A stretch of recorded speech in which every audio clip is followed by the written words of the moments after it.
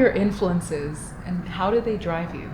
Well, I did grow up during a period of pretty significant political activity during the civil rights movement, and I really looked up to people like the Kennedys, Martin Luther King, Malcolm X, Mahatma Gandhi.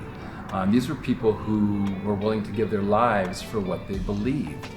And I really believe that when you make a conscious decision about why you're here in the world, that conscious decision can drive all of your behaviors. It gives your life purpose.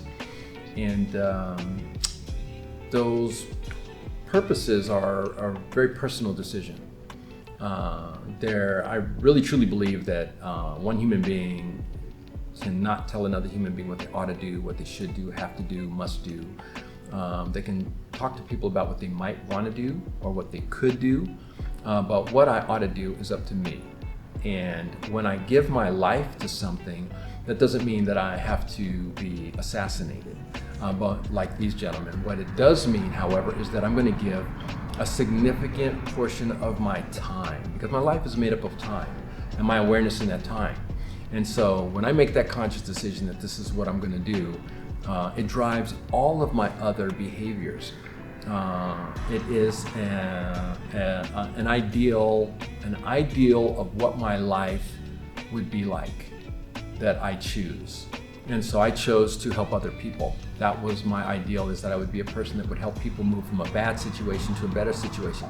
But it probably happened for me because I was in a bad situation and hoped that somebody would help me move to a better situation.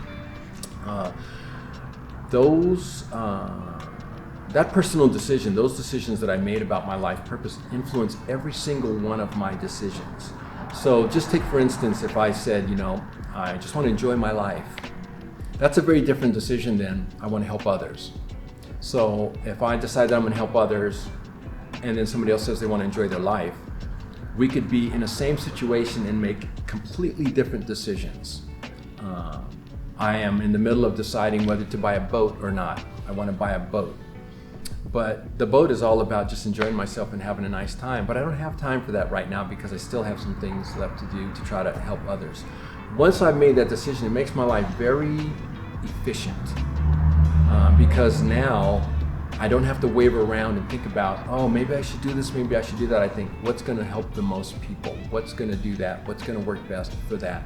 It aligns all my actions so that my actions are in alignment with that. And when my actions are in alignment, then I have integrity. So I say I'm going to do A, I do A, that's integrous. If I say I'm going to do A and I do B, that's corruption.